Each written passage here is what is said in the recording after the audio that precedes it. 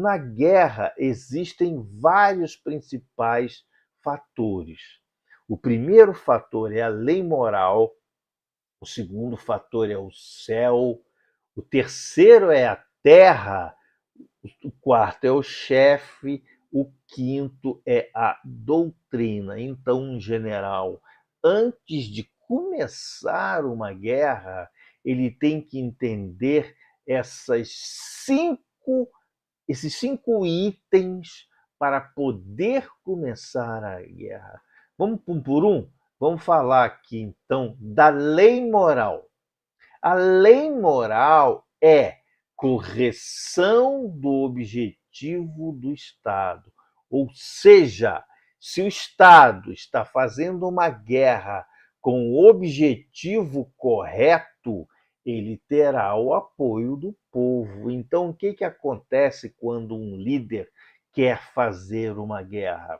Ele convence o povo, porque sem o povo apoiando, ele jamais vai conseguir uma guerra. Tá? Então você vê, por exemplo, na Venezuela, o que o Maduro está tentando fazer. Ele não está sentindo o apoio do povo numa guerra contra a Guiana. Então ele está fazendo uma série de atitudes para que ele seja apoiado pelo povo para fazer essa guerra com a Guiana, tá bom? Então, isto é muito importante. Então, a lei moral é a sua guerra, ela é moralmente correta. Quando Hitler, por exemplo, ele invadiu a Polônia, ele criou uma situação.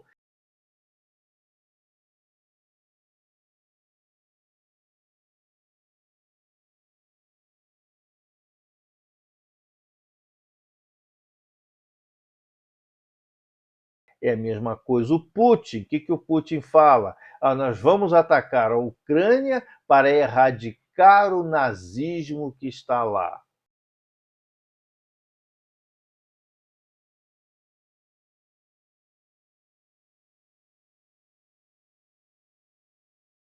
É sempre essa narrativa que ele precisa para começar uma guerra. Então, o céu representa a noite, o dia, as estações, o frio e o calor. Vocês vão reparar que antigamente, na época do Sun Tzu, você só faria a guerra quando o tempo fosse propício. E se você olhar da Segunda Guerra Mundial, o que foi que atrapalhou bastante a Alemanha tomar a Rússia?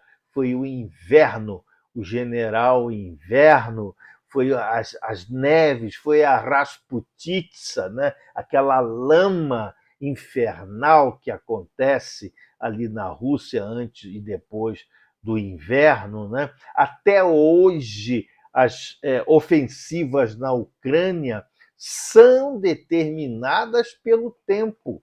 Então você tem a época da ofensiva e a época da não ofensiva. Então o céu, o tempo, ele tem importância nas guerras, mesmo hoje em dia.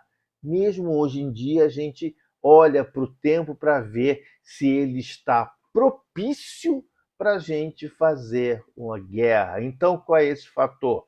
Então, você tem que ter um motivo plausível, você tem que ter aqui uma oportunidade.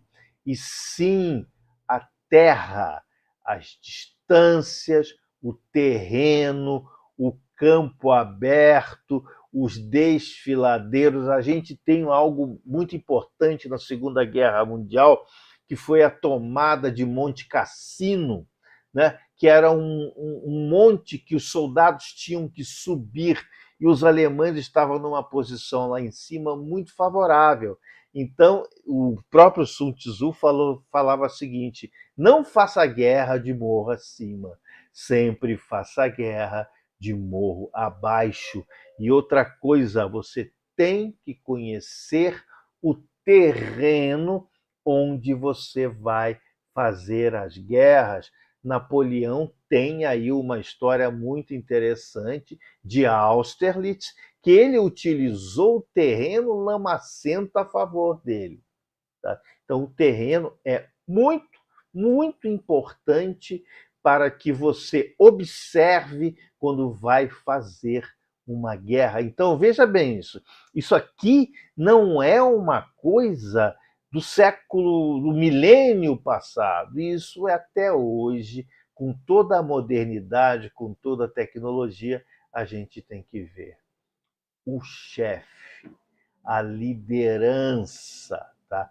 A liderança é muito importante. Por exemplo, na Rússia, o chefe, o líder, ele tem que ser forte, ele tem que ser aquele cara que cavalga, que nada, aquele cara que tem que mostrar que é uma pessoa saudável, que é uma pessoa que pode se vir de líder para o seu povo. Então, ele tem que ter várias virtudes. As pessoas têm que admirá-lo como uma pessoa que sabe muito, como um cara muito inteligente, como um cara que tem muita coragem, como é um cara muito correto. Então, sim, o chefe, o líder, ele tem que ser muito bem visto pelos seus seguidores. Tá? E doutrina, isto é importante, gente, a organização hierárquica do exército. Todo o exército tem que ter hierarquia, tem que ter disciplina. Eu vou mostrar um exemplo. Por que Israel está até hoje ali e todas as tentativas dos árabes de tomar Israel foram frustradas? Vocês sabem por quê? Porque o exército israelense ele é baseado, tá, no mérito, na meritocracia. Você, para ser um oficial, para ser um cara que tem um ranking maior, você tem que ter mérito, você tem que provar que pode fazer aquilo.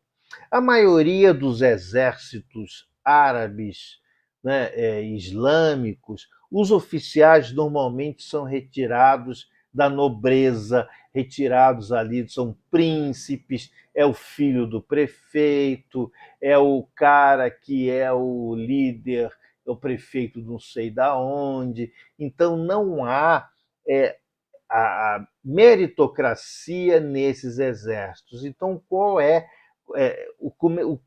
como o soldado ele é motivado para conseguir subir se não há meritocracia? Então você viu nas guerras os árabes desistindo de lutar, porque eu vou ficar lutando aqui para quê? Não vou conseguir nada aqui, entendeu? Então a meritocracia, a organização, a hierarquia, ela é muito, muito importante, a disciplina.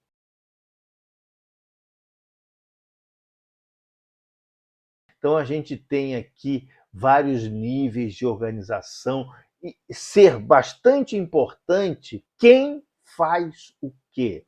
Por exemplo, no Exército brasileiro, vamos dar um exemplo aqui, você tem um sargento que ele comanda um grupamento, você tem um tenente que comanda um pelotão, você tem um capitão que comanda uma companhia, né? Você tem um major que comanda aí um batalhão, você tem aí um tenente-coronel também que comanda um batalhão, você tem um coronel que comandaria um regimento, você tem os generais de brigada que comandam uma brigada, general de divisão que comanda uma divisão e general de exército que comanda o exército inteiro.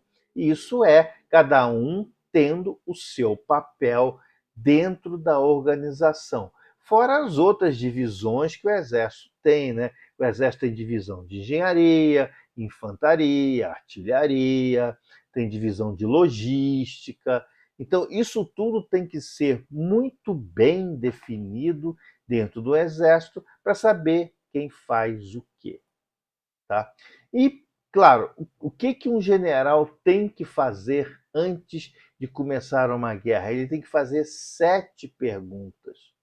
Qual é o Estado que está com a lei moral? Por exemplo, por exemplo, me simpatizo com quem? Eu não me simpatizo com a Rússia, eu me simpatizo com a Ucrânia. Por que eu me simpatizo com a Ucrânia? Porque ela é o país que está sendo invadido. Ali ela é a vítima. Então, no meu entender, quem está com a lei moral para se defender é a Ucrânia, né? A Rússia, ela está invadindo um país que não é dela. Então ela não está com a lei moral. Ela está criando leis morais fictícias, tá bom? Então é importante isso, né?